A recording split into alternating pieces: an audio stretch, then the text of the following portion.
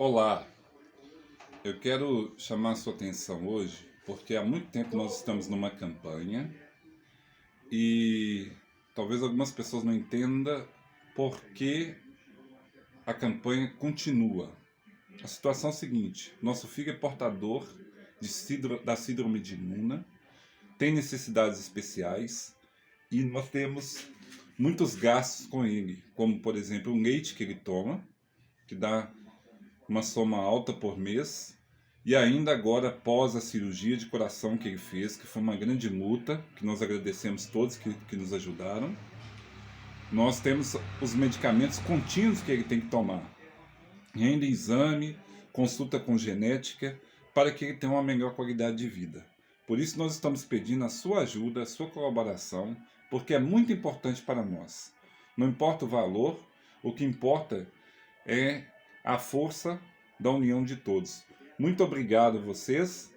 E o nosso Pix é o 047 467 306 52.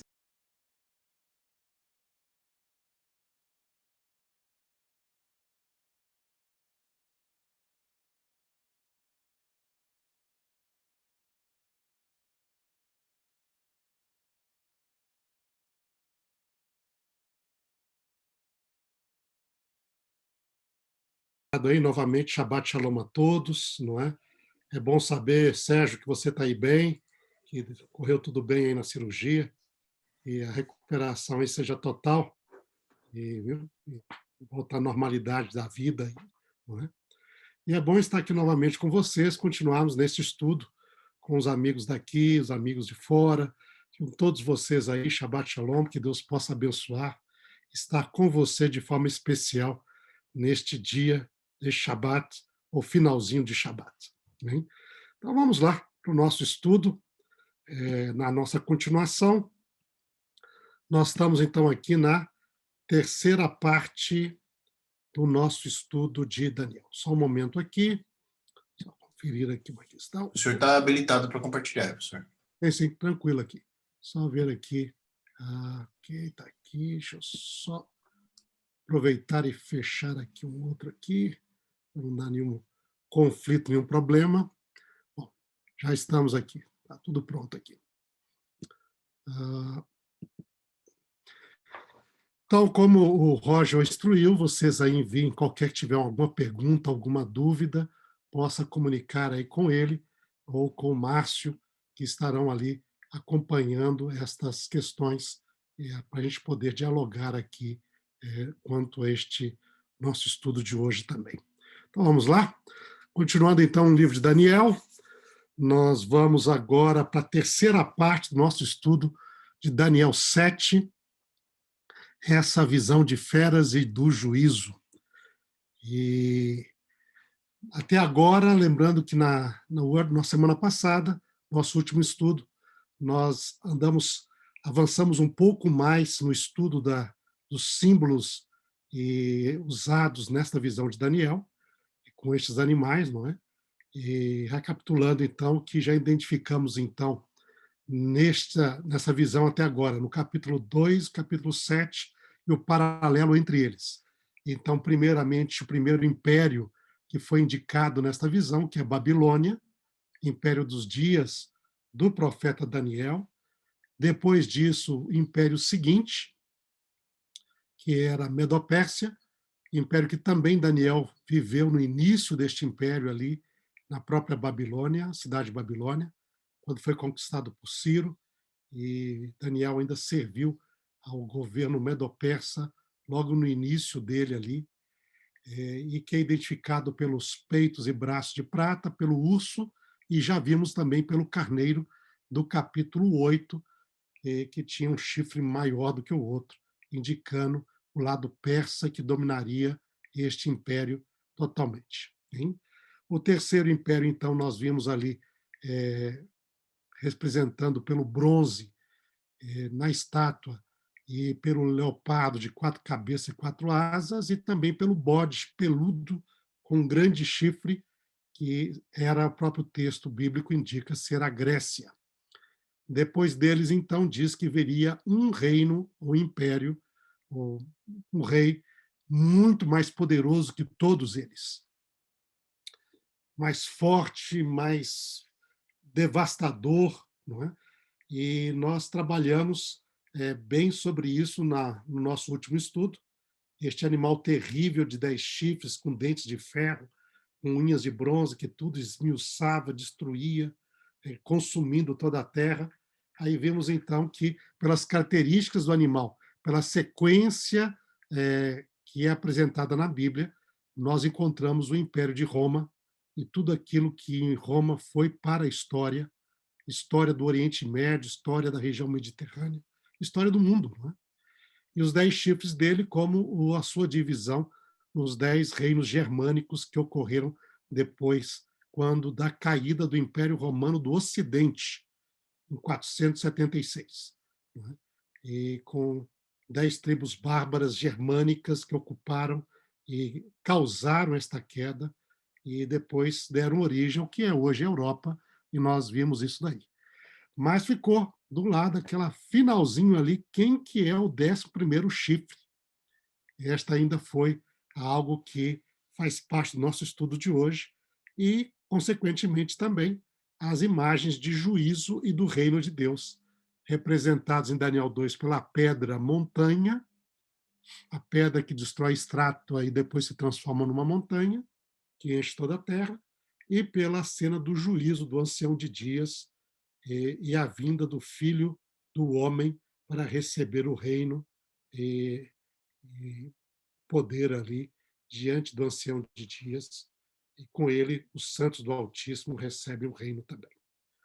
Então, aqui estamos, nós vamos seguir hoje o nosso estudo, então, e a questão com que nós nos deparamos no finalzinho, foi quem é ou o que é o chifre pequeno de Daniel 7, com olhos como de homem e uma boca que falava insolências. Quem era? Quem é este poder? O que ou quem, não é?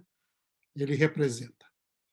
E este vai ser o foco principal do nosso estudo de hoje. Nós vemos que nós temos algumas características na busca da identificação deste poder. Nós temos, então, vamos trabalhar no texto e ver as características deste chifre pequeno, como ele é chamado. Primeiramente, então, o texto bíblico nos diz que ele pertence ao 4º animal. Isso é bem claro no texto bíblico, na descrição deste 4º animal diz: o 4º animal terrível, espantoso, sobremodo forte, era diferente de todos os animais que apareceram antes dele, e tinha 10 chifres, e segue o texto falando, estando eu a observar os chifres, que são os 10 chifres deste animal, eis que entre eles subiu outro pequeno, e eis que neste chifre, que subiu por último, havia olhos como de homem e uma boca que falava insolências. Então, ele pertence ao 4º animal. Ele é um chifre deste animal. Os 10 chifres, diz lá a interpretação, quando o anjo, o ser celestial, dá a interpretação para o profeta, para Daniel, diz que os 10 chifres correspondem a 10 reis, que se levantarão daquele mesmo reino, e depois dele se levantará outro. Então, um outro rei, naquele 4º reino, não é? O qual será diferente dos primeiros. Então, ele é um chifre deste 4º animal, como os outros eram também. Então, pertence ao 4º animal, é um chifre entre outros chifres deste animal. E aí vamos, então, ao primeiro ponto importante, porque, diferente do outro, o que acontece com esse chifre pequeno é a mesma coisa com o 4º animal e os 10 chifres. O texto bíblico não identifica claramente como identificou Babilônia, como identificou Medopérsia, como identificou a Grécia. E ali chamando por nome. O texto bíblico ele deixa a questão sem apresentar, mas este é o principal foco do texto profético. Quando você olha esta fase da história ou da sequência de reinos, de poderes, que tomam maior espaço no texto. E ele deixa ali, então, ele apresenta características e nós vamos ter de estudar essas características na busca da identificação. Então, notem bem, o primeiro ponto aqui importante é que ele pertence ao quarto animal, ele está ligado, faz parte do quarto animal, ou seja, nós vimos que o quarto animal é Roma. Então, na busca da identificação deste poder, é um poder ligado a Roma. E é um chifre, um reino, que surgirá deste império. Então, é um rei, um reino, que surgirá deste império, surgirá de Roma. Este é o primeiro ponto que gostaria que a gente fixasse bem para buscar entender, então, o que representa este chifre pequeno que tem olhos e boca, não é? E é diferente dos outros em alguns aspectos aí. Bom, então, avançando, diz que ele... Outro ponto importante, então, agora vamos entrar em um pouquinho mais de detalhes. Foi um aspecto bem geral, o primeiro aspecto. Agora vamos entrar nos detalhes do texto. Nos diz o texto de Daniel que ele surge entre os 10 chifres, mas depois desses 10 chifres do quarto animal. E isso aparece de maneira bem assim clara no texto. Diz lá, quando ele descreve a visão primeiro, né, ele diz lá, eu estava a observar os 10 chifres e eis que entre eles subiu outro. Então você tem Keren Ohori, então você tem um outro chifre, Zeirá, quer dizer que é pequeno, de pequenez ali, Silkat Benehem, então vai subir entre eles. Tá? E aqui eu só vou chamar a atenção também daqueles que têm maior costume com o hebraico. Quando nós estudamos o texto de Daniel, é bem interessante essa questão ali dos gêneros. Nós traduzimos o Keren para chifre, e é masculino em português. Mas no texto hebraico, Keren é feminino, é uma palavra feminina. No texto aramaico aqui, no hebraico também. E, portanto, você vai ver aqui no finalzinho, diz Beneihen, então, seria aqui o Beneihem, né?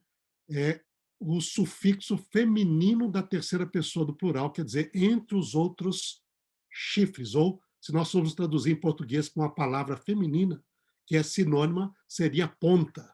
Então, aparece uma outra ponta pequena que sobe entre as outras pontas, entre as demais. Tá? Então, ela é feminina, isso aqui vai ser algo importante, especialmente no estudo do capítulo 8, que nós iremos fazer na sequência. Aí diz também, quando Daniel está interessado, ele se aproxima de um ser celestial, e aqui são as palavras de Daniel, diz que eu quis saber acerca do quarto animal, que era terrível, espantoso, sobremodo forte. Não é? Ele diz lá na metade do texto do capítulo. E diz, e também ele vai falando o interesse dele a respeito dos 10 chifres que tinha na cabeça e do outro que subiu. E ele diz, Veal Karnaim Assar, né? Então sobre a Karnayá Assar, sobre os 10 chifres que estavam na cabeça do animal, né? Berechá, Ve Ohori de Silkat, e o outro que subiu, o chifre pequeno, é esse 11º chifre. Então, ele surge entre os 10 chifres. Mas depois nos diz que ele surge depois deles, não somente entre, mas ele surge depois. E isso aparece na explicação do ser celestial, que quando ele vai apresentar os detalhes para Daniel, ele diz, os 10 chifres correspondem a 10 reis, que se levantarão daquele reino, do quarto reino. Né? E depois deles, depois dos 10 chifres, se levantará outro rei. Né? Então, diz ali, Ve'ohoram Yekun Ahareihon. Okay? E aqui é interessante, porque diz, mas aqui, no final, aqui, se a gente vai conhecendo o aramaico, o Ahareihon é masculino, sim, mas aqui porque está usando a palavra reis, Meler, Malhin, em aramaico, não é?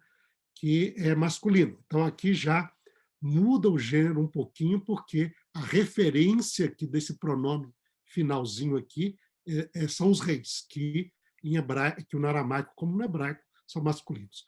Mas isso a gente vai agora no capítulo 7, essa mudança de gênero, ela não tem assim, muita implicação, porque o texto é bem claro, e seja no original, seja na tradução, fica bem claro também, mas eu só estou chamando agora a atenção porque no nosso estudo do próximo capítulo 8, isso vai ser algo muito, muito importante, tá? Para poder entender alguns aspectos do texto. Então, ele surge entre os 10 chifres, mas surge depois deles. E isso tem um aspecto muito importante que o texto destaca acerca desse chifre pequeno. Okay? Outro aspecto importante que é necessário para identificar este chifre é de que quando ele surge, 3 dos 10 chifres do animal são arrancados, caem ou são abatidos. Então, diz lá, estava eu a observar na parte da descrição, né, que é o início da primeira parte do capítulo, né, diz, estava eu a observar os chifres, e eis que entre eles surgiu outro pequeno, diante do qual 3 dos primeiros chifres, 3 dos 10 primeiros, foram arrancados. Então aparece ali esta expressão de que eles foram arrancados diante desse chifre pequeno que surge. Não é? No texto em aramaico nos diz o telat min karnaya kadmaita et akará. Então existe essa expressão aqui, né? Akará, que é na forma do reflexivo, hitpeel, em aramaico, então ele é arrancado e tem um significado aqui de passivo. Eles foram arrancados mim kodmaya. Então, de diante desta ponta, deste chifre. Então, esse é um ponto importante. Quando ele surge, 3 dos outros chifres, 3 chifres dos 10, são arrancados diante dele. Okay? Quando ele está na metade do capítulo, que é essa parte que ele está preocupado, eu quero saber do quarto animal, eu quero saber da ponta pequena, também ele menciona este fato, que era um dos seus interesses. Diz, e eu queria saber também a respeito dos 10 chifres que tinha na cabeça e do outro que subiu, diante do qual caíram 3. Então, diz que quando ele surge, 3 vão cair. Euhori, não é? Diz Silcat, o outro que subiu, vê Nefalá, então, o Nefala, Mim Kodmaya, né? Ou Kodama, desculpa, Mim Kodama, Telat. Então, 3 vão cair de diante dele. Então, isso é um fato também. E depois, no finalzinho, na explicação do anjo, de novo aparece essa informação. Os 10 chifres, Karnayá, corresponde a 10 reis, Malhin, que se levantarão daquele mesmo reino, e depois deles se levantará outro, e abaterá atrás reis. O Telatá, Malhim e Yeashpil. Então, ali, ele vai humilhar, ele vai abater, ele vai lançar para baixo. Okay? Esta é a ideia que aparece no texto. E é interessante este último aspecto aqui que a gente vai ver, que não é somente, quando parece lá, parece que eles foram arrancados, que eles caíram, mas aqui, no texto do verso 24, dá a ideia da interação ativa do chifre pequeno para que eles sejam abatidos, para que eles caiam, para que eles sejam arrancados. Então, não é somente algo que acontece independente do chifre pequeno, ele está intimamente ligado a este fato deles serem arrancados, abatidos ou caírem. Então, mas caem 3 quando ele surge. Então, esse é um ponto realmente importante para a identificação desta ponta ou chifre pequeno. Okay? Então, segundo ponto importante que nós temos de ter em mente é que ele surge entre os 10 chifres e depois dos 10 chifres, e 3 chifres são arrancados ou abatidos quando ele surge, ou no ato dele surgir. Então, os 10 chifres, como nós vimos na semana passada, representam os 10 reis e reinos bárbaros germânicos que surgiram do Império Romano Ocidental, em 476, da Era Comum. Entre esses reinos bárbaros surge um outro reino, que abateria 3 destes reis ou reinos germânicos quando ele surgisse. E esse 11º chifre é o agente dessa queda, quando indica o verbo que está aí no causativo, no aramaico, na forma Rafel, que é semelhante para aqueles que conhecem o hebraico, do rifil, do hebraico, não é? Então, ali no verso 24. Então, este é um aspecto importante. Nós estudamos, então, lemos que nós trabalhamos sobre isso semana passada. Nós, no ano de 476 da Era Comum, o Império Romano do Ocidente cai e é dividido entre 10 tribos bárbaras de origem germânica, que vão, então, ali dividir o reino que era o Império Romano do Ocidente. E estão entre eles lá os ostrogodos, que ficaram com o norte da Itália, visigodos, Espanha e sudeste da França, francos no norte da França, vândalos, a Espanha e norte da África, suevos, Portugal, alamanos na Áustria e sul da Alemanha, saxões, norte da Alemanha e parte da Inglaterra, érolos ficaram com Roma e Itália primeiro, depois os ostrogodos foram e tomaram a Itália deles, né?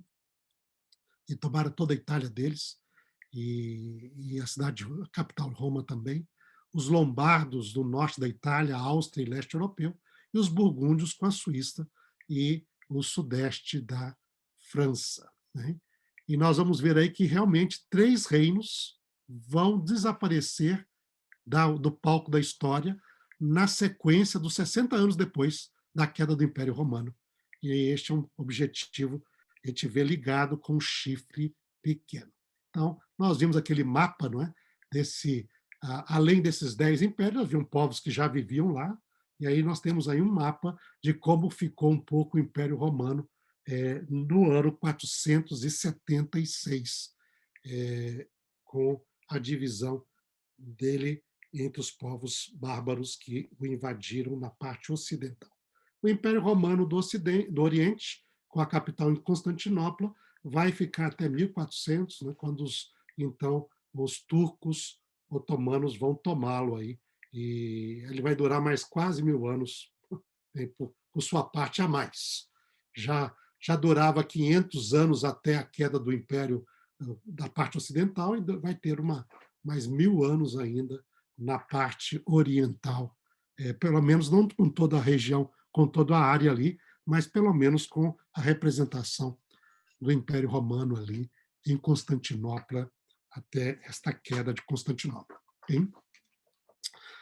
Bom, então, lembrando que ele surge entre esses impérios, ou seja, na região da Europa, entre os 10 impérios bárbaros, e 3 destes reinos bárbaros do Império Romano, que sucederam o Império Romano, irão cair no seu surgimento ou envolvido com o seu surgimento.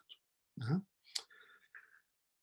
Então, lembrando, ele é um chifre, como os outros 10 chifres, mas o texto bíblico nos diz que também ele é diferente deles. Então, ele tem semelhança, mas tem diferença. E isso é interessante, porque nos lembra um pouco também aqueles pés de barro e ferro da estátua, que tinha semelhança, era metal, mas tinha diferença, tinha barro. Não é? E aqui também ele é semelhante e é diferente. E o que ele tem de diferente? Quando nós olhamos o texto bíblico, a diferença dele aqui em Daniel 7 está ligado com os aspectos ligados à natureza humana. O aspecto ligado com aspectos humanos. Eu estava a observar os chifres, e eis que entre eles subiu outro pequeno. E eis que neste chifre havia olhos como os de homem e uma boca que falava com insolência. Então ele tem um pum, em aramaico diz ali, né, que fala insolências, mas ele também tem aina, né, ele tem olhos, né, que ainei anachá, olhos como olhos de homem, nos diz o texto ali. E uma boca que fala, mas fala insolência, fala Rav Revan. Grandes palavras. As palavras grandes aqui são palavras, na verdade, arrogantes, insolentes, diz o verso 8 do capítulo 7. Quando Daniel procura as informações, ele também menciona isto, este aspecto deste chifre.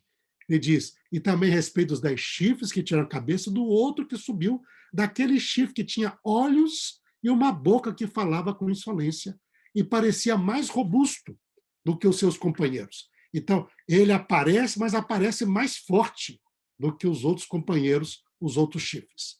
Então, novamente, ele fala sobre os olhos, Ainim, que ele tinha, nos diz o texto, e também da boca, né, que em aramaico é puma, né, semelhante ao P em hebraico, né, o puma, que fala melalil ravrevan, que fala palavras grandes, palavras insolentes, palavras arrogantes. Mas a aparência dele era uma aparência de fortaleza, hein? Mais do que os seus companheiros. E aí diz, quando vai descrever lá na explicação do anjo, do ser angélico, diz, os 10 chifres correspondem a 10 reis que se levantarão daquele reino, mas depois dele se levantará outro rei, que será diferente dos primeiros. Veu ishne mim kadmaye. Então, ele é diferente dos outros chifres. E essa diferença você vê que está nessa parte ligada a esses aspectos humanos, olhos e boca. O que representa essa diferença? Então, mas aqui vamos, antes de avançar ali, então, o terceiro chifre, terceiro ponto que nós gostaríamos de mencionar aqui, é um chifre do quarto animal, como os demais, mas ele é diferente dos demais chifres. E a diferença marcante é ressaltada no texto, são os olhos, como de um homem, uma boca que fala insolência. Este chifre tem uma face humana insolente, arrogante, mas arrogante em que nível? Fala palavras insolentes contra o quê? E aí o texto continua nos explicando como entender, então, esse diferencial deste chifre. E quais são as características diferentes? Então, essas diferenças ligadas a esse aspecto humano, elas estão ligadas também às ações desse chifre. Na explicação no texto, essa diferença aparece nas ações que ele vai exercer, e que vão ser o foco, bom foco de uma boa parte do texto. Então, quando nós vemos ali, vemos ações dele. Primeira ação, vemos que a ação, ele tem uma ação político-militar entre os 10 reinos. Então, uma ação forte política, militar entre os reinos. Então diz, eis que entre eles surgiu outro pequeno, diante do qual 3 dos primeiros chifres foram arrancados. Então vai causar este ser arrancado dos outros 3 chifres. E também a respeito dos 10 chifres que tinha na cabeça, diante do qual caíram 3. Então, enfatiza este fato ali da queda destes 3. Mas você vê que a ação, essa queda dos 3, está ligada com a ação do chifre pequeno. Porque diz, depois se levantará outro, né?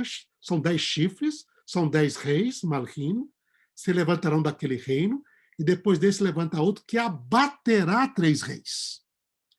Então, primeira ação, ele age no contexto político-militar entre os reinos que surgiram depois da queda do Império Romano. Isso é uma primeira característica. Então, ele é um chifre que tem um poderio político-militar, como os outros chifres também, mas ele é atuante no meio deles e é, inclusive, contra alguns dos chifres. Desculpa aqui, hein? Deixa eu tomar um pouquinho de água só para azeitar aqui a garganta, ok? Fica mais fácil agora. Obrigado. Então, ele tem uma ação, é um chifre que tem uma ação político-militar entre os 10 chifres, dentro do contexto da sequência do Império Romano. Então, esse é um primeiro ponto importante. O segundo ponto, as ações, no entanto, não são somente a nível ali dos reinos. O texto bíblico enfatiza que ele tem uma ação contra Deus. O falar arrogantemente contra o Altíssimo, ele fala arrogantemente contra o Altíssimo e procura usurpar o lugar e a autoridade dele. E este é um outro aspecto, diz, é uma boca que falava com insolências. E isso é enfatizado no verso 8 e no verso 20. O que é falar com insolência? Aí o anjo, o ser celestial que explica a visão para Daniel, diz, proferirá palavras contra o Altíssimo. E diz então ali, o Milim, Letzad, Ilaá e Malil. Então ele vai falar contra o Altíssimo. Então aqui no aramaico nós temos ali essa expressão Letzad, em hebraico, para aqueles que conhecem o hebraico, é semelhante ao leneged, contra, contrário. E lá aqui nós temos aí uma forma aramaica semelhante ao Elion, no hebraico, contra o Altíssimo. Não é? Diz, então, ele vai falar contra o Altíssimo. Então, falar as insolências é falar contra Deus, contra o Altíssimo. E depois ele diz, ve isbar, e ele tentará, ele procurará, ele cuidará, né? Ve isbar, le ashnaya, então, mudar. Zimnim Vedat. Tempos e lei. Então, essa ação de falar contra Deus é uma ação de usurpar o lugar de Deus, porque ele tenta mudar tempos e lei. E é interessante ver isto. Então, falar com insolência, falar grandes palavras, Rav Revan, no texto, não é? É falar contra Deus. E aí nos fala o texto ali do 25. E é pretender agir no lugar de Deus, tendo autoridade divina sobre a história, que é Lehashnaya, né? Zimnim. Vamos ver aqui. E também ter autoridade sobre fé e religião, que é tentar mudar a lei. Então, mudar os tempos, autoridade sobre história, e mudar a lei, autoridade sobre a fé, como Deus tem. Então vejam essa situação, mudar os tempos. Verso, lá no capítulo 7, né? Verso 25. Lehashnaya zimnima. A soberania de Deus no texto de Daniel, ela aparece como Deus que tem o controle sobre a história e sobre os reinos humanos. Pois ele é o Deus, pois é Deus quem muda os tempos e remove e estabelece reis e reinos. Lá em Daniel 2, no capítulo 2, no verso 20 a 21, quando Daniel recebe a revelação do sonho de Nabucodonosor, Daniel vai fazer uma oração de louvor a Deus. E ele, nessa oração, ele disse Daniel, seja bendito o nome de Deus, de eternidade a eternidade, por quê? Porque é Deus, é Ele, quem muda os tempos. Vehu merashne idanaya vezimnaya. Né? Muda os tempos e as estações. Então, o verbo, essa expressão mudar tempos, explica essa soberania de Deus sobre a história. Deus que está no controle da história. E está no controle da história, ligado no texto de Daniel, em remover reis e estabelecer reis. E diz então, Daniel 2, verso 20 a 21. Então, mudar os tempos aqui é a ideia de controle sobre o tempo, controle sobre a história, controle sobre o curso da ação da história, removendo e estabelecendo reis e reinos. Então, o chifre pequeno, ele vai ter esta atitude de ocupar o lugar de Deus, querendo dirigir e controlar a história. Então, esse é o primeiro interessante aspecto da ação do chifre pequeno. Hein? Depois, mudar a lei, hein? De Hashnaya Dat. Okay? A palavra lei, Dat, como aramaico, em aramaico, significa um comando real. Ela aparece lá no capítulo 2, verso 13 e 15, ligado com a ordem do rei Nabucodonosor. Ele é o comando dele. Parece também como uma legislação de Estado, lá em Daniel 6, falando sobre a lei que foi promulgada por Dario, é chamado de Dat também. A data dos medos e persas, que não se muda. Mas quando relacionada a Deus, o Deus da Bíblia, Dat é sinônimo de Torá, a lei de Deus, a lei que Deus estabelece, por sua soberania, sua autoridade divina. Se trata, assim, de outro aspecto fundamental da soberania de Deus, pois é ele que estabelece a Torá, a lei, estabelece os termos da fé, os termos da religião. E a palavra depois, a gente vai ver no hebraico também, e mesmo menos forte, mas um pouco pode ser também no aramaico, passa a se tornar um sinônimo de religião, de religioso, a dat, né? Indivíduo que é religioso, dati. Né? Então, mas está ligado com a ideia da Torá. Lá em Daniel, no capítulo 6, verso 6, diz os inimigos de Daniel que queriam achar uma razão para tirá-lo do posto de liderança que ele estava ocupando ali, porque Dario tinha muita apreciação por Daniel, diz, olha, nós procuramos qualquer coisa, qualquer erro, desonestidade, não encontramos. O homem é íntegro. Diz, olha, gente, nós não vamos conseguir tirá-lo lá se a gente procurar, porque ele é íntegro. Então, vamos procurar agora o quê? Nunca acharemos ocasião para acusar este Daniel. Ele é íntegro. Então, vamos procurar uma razão contra ele na lei do seu Deus. Bedat Elahi. Então, é na lei do seu Deus que nós vamos encontrar. E aí fizeram, então, a adoração e oração só ao rei, e evidentemente que Daniel nunca iria se submeter a isto. Ele é um homem íntegro, ele continuou orando e adorando o Deus Altíssimo, o Deus de Israel. E aí está, Dat Elahi, a lei do seu Deus. Então, o chifre pequeno, ele procura mudar a lei de Deus. Estabelecer uma fé e religião em outras bases que não a lei do Eterno, a lei do Deus de Israel. E vê que esta sinônimo de Dat com Torá aparece também no livro de Esdras, na parte do livro de Esdras, lá no capítulo 7, versos 12, 14, 21 e 25. Então,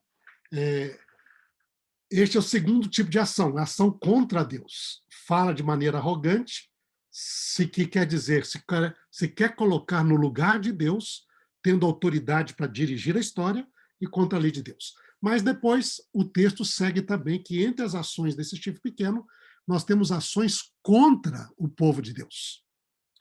Daniel 7, 21 diz, eu olhava, lá na parte da descrição não fala sobre isto, mas ele depois diz que quando ele estava olhando, na parte que ele diz do interesse dele, né, para perguntar para o ser celestial o que significava, ele diz, eu olhava e eis que esse chifre, o chifre pequeno, fazia guerra contra os santos e prevalecia contra eles. Então diz que esse chifre, portanto, Vekarnad Ken, este chifre, Avda Kerava, Im Kadshim, Ve Yahilá Lehon. Então ele fazia guerra contra os santos e ele prevalecia contra eles. Lá em Daniel 7:25, quando o ser celestial interpreta a visão para o profeta, ele diz, ele consumirá os santos do Altíssimo. Ele vai ali, usa o verbo balá, não é? A raiz balá, belá, em aramaico, vai consumir, ele vai devorar, né? Ali a consumir, né, os Kadshei Elionim, os santos do Altíssimo. E os santos lhes serão entregues nas mãos, hein, por um tempo, 2 tempos e metade de um tempo. Hein?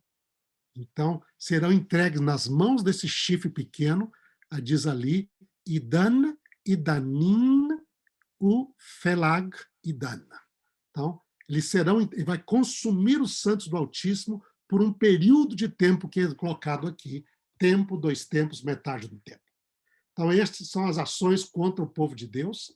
E é interessante nessas ações que quando nós analisamos o texto, então, o chifre faz guerra contra os santos do Altíssimo, prevalece sobre eles e os consome, os destrói.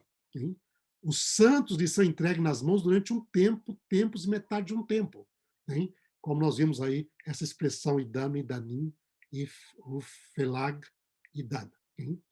O termo tempo, Idan, no livro de Daniel, significa ano.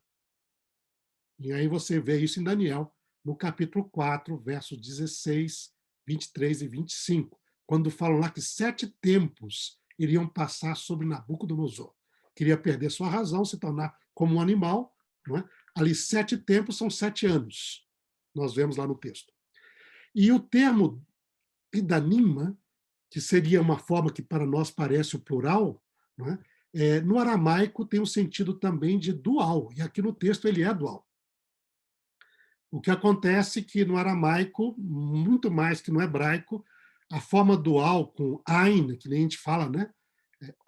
Einaim, né? Os 2 olhos, né? Raglaim, as 2 pernas, né? Yadaim, as 2 mãos, Osnaim, os meus 2 ouvidos, ou Yerushalayim, as 2 Jerusaléms, elas no aramaico é usado só para as partes do corpo mesmo que estão em 2. Não é usado que nem para Yerushalayim, por exemplo. Tá? Não é usado para outras coisas que a gente gostaria de indicar o número de 2. Mas o plural tem um sentido também, muitas vezes, no texto de dual. E isso aparece, a maior parte dos casos no aramaico bíblico é assim, a forma do dual e do plural é a mesma. E aí vocês podem ver isso neste livro da referência que estão fazendo ali de Rosenthal, que é uma gramática clássica, bem conhecida do aramaico bíblico, e na página 24 ele trabalha sobre esta questão da forma dual semelhante ao plural ali no texto do aramaico de Daniel. Tá? Então, ali, a expressão, portanto, um tempo, tempos, metade de um tempo, pode ou deve ser traduzida assim, 1 ano, 2 anos e metade de 1 ano. Okay? E vocês podem ver isso, e está na nota, observação com respeito a isso, no JPS Hebrew English Tanakh, de 1999. Então, você tem aí esta Tanar ali da Jewish Publishing Society, na América, não é? Que traz essa nota quando trata do texto de Daniel, capítulo 7. Ou seja, nós estamos falando aqui de 3 anos e meio. O que seriam esses 3 anos e meio? Seriam 3 anos e meio literais, não? Como o Miller, no seu comentário, propõe, o Hartman de Lela, e também o Nilsson, né, que é a Carol Nilsson, propõe, ou deveria ser compreendido como um período longo, mas não tão preciso assim, tão definido, como o Goldingay, nessa série do World Biblical, propõe também, ou seria um longo período histórico, onde 3 anos e meio proféticos correspondem a 1.260 dias. Dentro da profecia, os anos proféticos, isso que nós vamos estudar um pouco mais adiante, eles correspondem a anos lunar, mas contados de 12 meses de 30 dias. Então, dão 360 dias, 3 anos e meio seriam 1.260, e cada dia desses período profético corresponde a um ano, é chamado princípio dia-ano, ou seja, seria um longo período de 1.260 anos, como propõe então aí Duran e de Souza e outros autores mais. Tá? Então, antes de fecharmos esta ação aqui, vamos trabalhar um pouquinho sobre isto. Primeiro, para a gente poder, então, fechar, porque esse é um outro aspecto importante das ações, das características da ponta pequena. Então, aqui, primeiro nós temos, para resolver essa questão, é literal, é um período indefinido, ou é um longo período profético com mais de 1000 anos? Quando nós olhamos a profecia de Daniel, a profecia de Daniel, no paralelismo, que nós já estamos estudando, vimos paralelismo no capítulo 2, capítulo 7, e também uma parte do capítulo 8 já foi mencionada, não é? Ela traz também vários períodos de tempos que estão interrelacionados, ou estão correlacionados entre si. Então, Daniel 7, 25, nós temos esse primeiro momento do período, que é esse um tempo, 2 tempos, metade de um tempo. Em Daniel 8, nós teremos um período de 2.300 tardes e manhãs, representando 2.300 dias. Em Daniel 9, nós temos as 70 semanas, em Daniel 9, 24. Depois, no capítulo 12, vai aparecer novamente essa questão de tempos, e vai aparecer lá no 12, 7, agora em hebraico, novamente a expressão um tempo, 2 tempos e metade de um tempo, capítulo 12, verso 7. Vai aparecer 1.290 dias ligados a esse período, okay? E 1.335 dias, tanto aí nos versos 11 e 12 do capítulo, o último capítulo do livro de Daniel, capítulo 12. Okay? Esses períodos, no texto de Daniel, eles são apresentados como longos períodos de tempo, não curtos.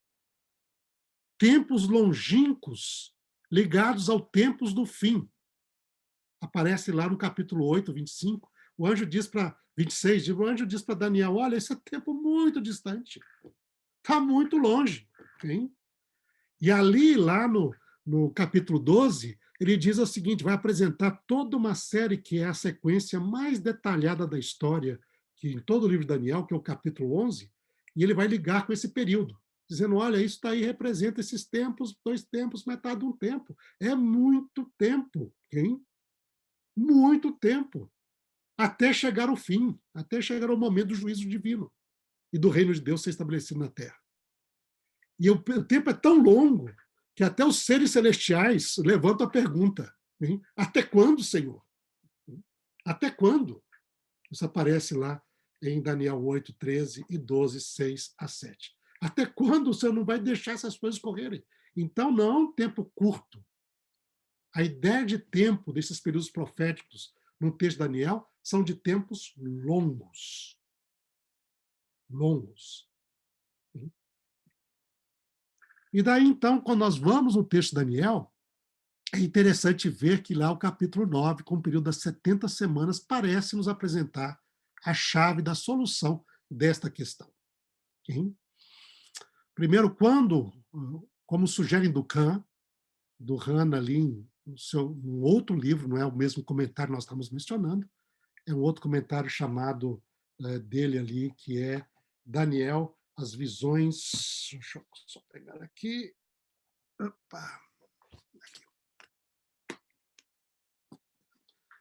Até agora, são obras que, se aqueles que quiserem adquirir depois, não é? Mas estão aí já na parte. Nós tínhamos trabalhado mais só este livro aqui, que é Jacques Durand, Segredos de Daniel, Sabedoria e Sonhos de um Príncipe Judeu no Exílio, okay? Do ano 2000, em inglês aqui. Tá? Já existe uma versão em português de 2018. Tá? Mas este que eu estou mencionando agora, sobre esse do paralelismo, é este livro anterior dele, chamado Daniel, a Visão do Fim. Okay? Então, aqui de 1987, publicado pela impressora, pela publicadora ali da Andrews University. Tá? Então, voltando aqui, um livro interessante, ele trabalha aqui ele trabalha sequencial no texto, aqui ele trabalha mais temático, tomando os temas do texto e analisando, e aprofunda em alguns aspectos que aqui ele não vai aprofundar tanto, vai apresentar assim de maneira mais corrida às vezes, alguns aspectos, e outros ele aprofunda de forma interessante. Mas está ali, então, ele diz que ele chama atenção para a estrutura literária do texto de Daniel 9 que coloca em paralelo as expressões 70 anos de Jeremias com a revelação que o anjo Gabriel traz para ele das 70 semanas. Então, onde você tem 70, 70, está em paralelo, e anos com semanas, indicando, portanto, que se trata de um período de semanas de anos, não semanas de dias literais, semanas de anos, ou seja, um longo período de 490 anos. Como a gente disse, o texto de Daniel dá sempre a expressão de longos períodos. Então, 70 corresponde a 70 e os anos correspondem com semanas. Então, a resposta da inquietação dele acerca dos 70 anos de Jeremias vem numa profecia de 70 semanas de anos, que nós vamos estudar mais adiante. Okay? Portanto, não um tempo. Então, é um longo período, são semanas de anos e não semanas de dias literais.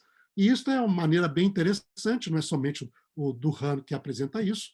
Nesse próprio comentário, né, do JPS, também lá, vocês veem aqui o Tanari, então, da JPS, lá quando estuda as 70 semanas, coloca uma observaçãozinha ali, uma nota de rodapé, dizendo são semanas de anos, não semanas de dias.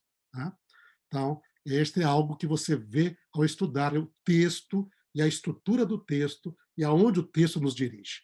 Então, Daniel, voltando, portanto, aqui, parece nos indicar que esses períodos proféticos de Daniel implicam longos períodos de tempo, onde cada dia representa um ano. Este fato também é reforçado porque logo no início do capítulo seguinte, do capítulo 9, Daniel faz um jejum durante 3 semanas. Ele jejua e ora, buscando a ajuda de Deus para resolver problemas ligados com o povo de Israel e o rei Ciro. E ele diz ali, ele vai dizer, eu jejuei por 3 semanas, mas para que ninguém pense que são semanas de anos, já que o outro texto estava bem forte essa ideia, ele diz, são 3 semanas de dias, Sheloshá, Shavuim e Amima. Então, olha, bem aqui, ó, aqui foram semanas de dias, literais, não semanas de anos. Tá? Ele tem esse detalhe em poder afirmar que parecendo que ele quer indicar uma tentativa, então, de diferenciar esse período de tempo literal do seu jejum dos longos períodos dos dias proféticos, de tempos proféticos que ocorrem no livro. Para a pessoa não pensar que, então, são 21 dias, então ele jejuou durante 21 anos. Okay? Então, seria a ideia ali, não, foram dias literais, foram 21 dias somente. Tá? Então, aparece essa ideia. Tendo em vista disso, então, o texto parece nos indicar que o chifre pequeno perseguiria e consumiria, destruiria os santos do Altíssimo por um longo período de tempo, nessa linha de pensamento ali, não é, de interpretação, ou seja, 1260 anos. Nós chegamos, então, ao quarto e último ponto nosso na busca da identificação, então, desse chifre pequeno. O chifre pequeno, portanto, representa um poder político-religioso com longa atuação no palco da história. Ele tem poder político-militar sobre os reinos, ele abate 3 deles, hein? Ele tenta assumir a autoridade e a soberania divinas sobre a história e os reinos dos homens, sobre a fé e a religião. Ele persegue e destrói os santos do Altíssimo por um longo período de tempo, por mais de 1000 anos, 1200 anos. Hein? Então, portanto, resumindo aqui, quem ou o que é o chifre pequeno? Então, vemos os pontos ali. É um poder político-religioso. Está ligado, ou ele pertence, como pertencendo ao Império Romano. Ele surge entre os 10 reinos que sucedem esse império. Ele abate 3 destes reinos, para poder, quando ele surge. Hein? Tem pretensões à soberania divina, tanto no controle da história e dos reinos dos homens, como no controle da fé e da religião. E ele persegue e destrói os santos do Altíssimo por 1260 anos. Quando nós olhamos, então, no palco da história, um poder que tem essas características, e agora que eu gostaria de realmente, com vocês aqui, é, tocar um ponto bem importante para mim, e eu creio para todos nós. Né? Aqui nós estamos trabalhando, e esse é um ponto importantíssimo. Aqui não está se falando de pessoas, de indivíduos. Né? Você não pode, né? Nós não podemos julgar pessoas ou indivíduos. Isso aí só Deus pode julgar. Hein? Então não é voltado a pessoas, indivíduos, hein? Religiosos que sejam. Não é? Isso daí existem excelentes pessoas, existem pessoas péssimas que a história mesmo registrou, mas sabe, né? A gente nunca sabe o que acontece com uma pessoa na sua relação com Deus, não pessoas, indivíduos. Nós estamos olhando aqui a uma entidade histórica, política, religiosa, hein? Que não é ligada a uma pessoa, indivíduo, ela tem um período muito longo de atuação na história. E é um fato histórico. Tá? Um fato histórico para o qual o livro de Daniel parece nos apontar. Tá? Então, lembrar isso aqui, não julgamento de pessoas, indivíduos, líderes religiosos, quem quer que seja. Tá? Isso aí está nas mãos de Deus julgar as pessoas. Mas é olharmos para a história e encontrarmos entidade ou poderio que corresponde à descrição deste poder. Então, quando nós olhamos, ligado ao Império Romano, surgindo entre os 10 chifres, abate 3, tem pretensões político-religiosas, de domínio, de controle sobre a história, de controle sobre o reino dos homens, de controle sobre a fé. Persegue os santos do Altíssimo e destrói os santos do Altíssimo por um período de mais de 1.200 anos. O que nós vamos encontrar na história? Eu acho que a resposta aqui de vocês é quase todo mundo já viu o que acontece na história. Nós não temos 2, 3, 4 poderes que poderiam concorrer aqui. Na realidade, nós só temos um poder. E isso aparece bem claro, e é interessante ver que esse poder vai preencher essas características. Quando nós olhamos ali, esta entidade político-religiosa que vai surgir neste período da queda do Império Romano, a divisão do Império Romano, e que vai ter todas essas características. Nós vemos ali a Igreja Católica Medieval. E ela é o único poder político-religioso que se encaixa em todas essas características. Vamos ver, vamos verificar se assim é. Primeiro, a Igreja Católica Medieval em Roma. O cristianismo se torna a religião do Império Romano, o cristianismo, né, medieval ali, desde o século IV, com o imperador Constantino. E aí nós temos aí um pequeno quadro de pintura do Concílio de Nicéia, que foi convocado pelo próprio imperador Constantino, que ainda nem tinha se convertido, mas já estava atuando e tomando a religião como a religião do Estado ali, nesse período. Então, aparecem os líderes religiosos e ele, etc., na Nicéia, no Oriente Médio, né? Mas já focado nesta unidade político-religiosa que caracterizou essa parte final do Império Romano. Então, e a igreja vai surgir, vai se tornar uma igreja universal, que é a palavra católica, né? Mas também romana. Ela vai assumir essa identidade romana de uma maneira muito marcante, muito forte. Hein? Depois, a igreja medieval e os povos bárbaros. Então, a gente vê. Então, ela tem uma ligação com Roma? Tem. Ela surge entre os 10 reinos? Sim, ela vai surgir como poder político-religioso neste contexto, porque no vácuo que foi criado com a queda do Império Romano do Ocidente, a Igreja se estabelece como principal poder político e religioso na Europa e como legítimo sucessor do poderio romano. Isso é bem claro. Na própria sequência histórica, né, o líder, então, o bispo de Roma, vai ser considerado como o sucessor legítimo do imperador de Roma para toda a Europa. Né? E se cria aquela ideia do Sacro Império Romano-Germânico, né?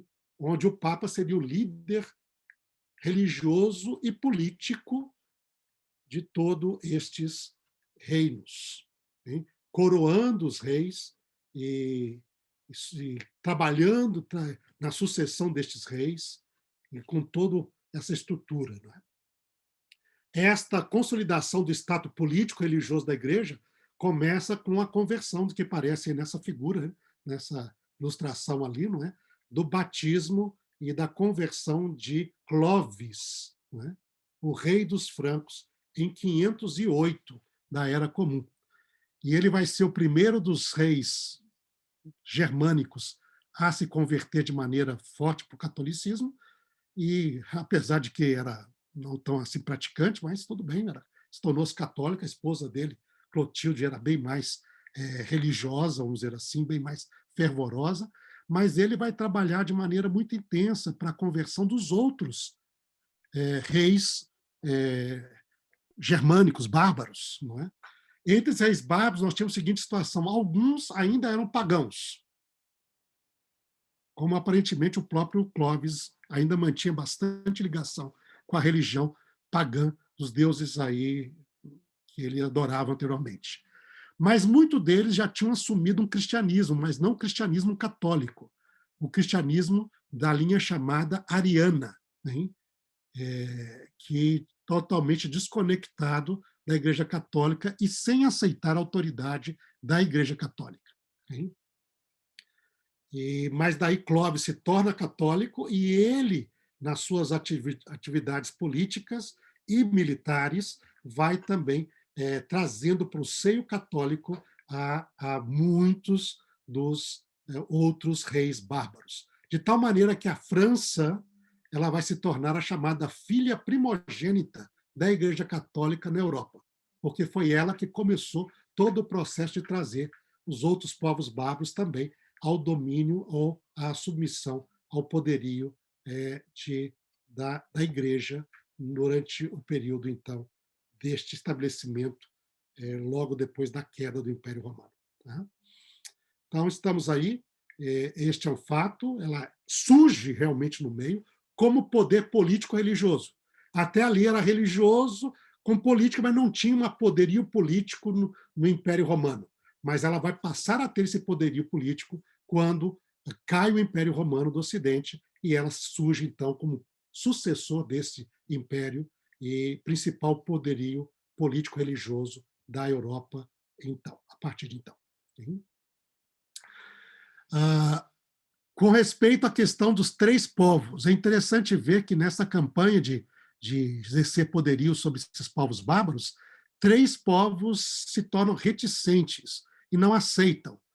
E o trabalho é feito não diretamente pela igreja, mas através da influência da igreja, como a igreja trabalhou muito da igreja durante o período ali, através do poderio político secular, não é?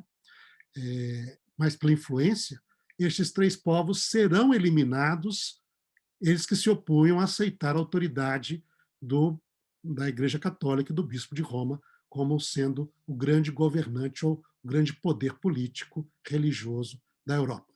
Aí nós temos ali, então, os Érolos, que eles tinham conquistado a Península Itálica,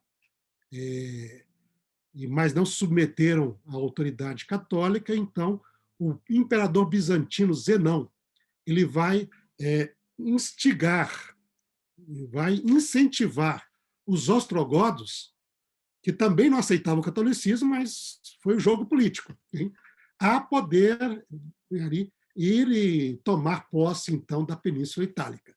E eles vão fazer isso, os ostrogodos vão tirar os Érolos do palco da história em 493, é a vitória final deles. E os Érolos, então, irão ali sair do palco da história europeia e não continuarão mais. Então, é o primeiro dos chifres que vai cair, hein? Senão, nesta linha de interpretação. Depois nós temos os vândalos, que ocuparam sobretudo o norte da África no final, ficaram na antiga região de Cartago, e eles também não aceitavam a autonomia, a autoridade do bispo de Roma sobre eles, mas daí você vai ter os vândalos, que perseguiram muitos católicos lá no norte da África, e você vai ter, então, o imperador bizantino, um pouco depois, Justiniano, enviando o melhor dos seus generais, que é Belisário, Flávio Belisário, não é? com o exército romano do Oriente, e ele então vai vencer, Belisário vai vencer e vai então ali pôr um fim ao domínio dos vândalos no norte da África em 434 da Era Comum. Ele continua a sua campanha, Belisário, e ele vai e avança para a Itália. E ele tem a batalha em Roma, porque os ostrogodos que derrubaram os élanos não se submeteram ao catolicismo tampouco.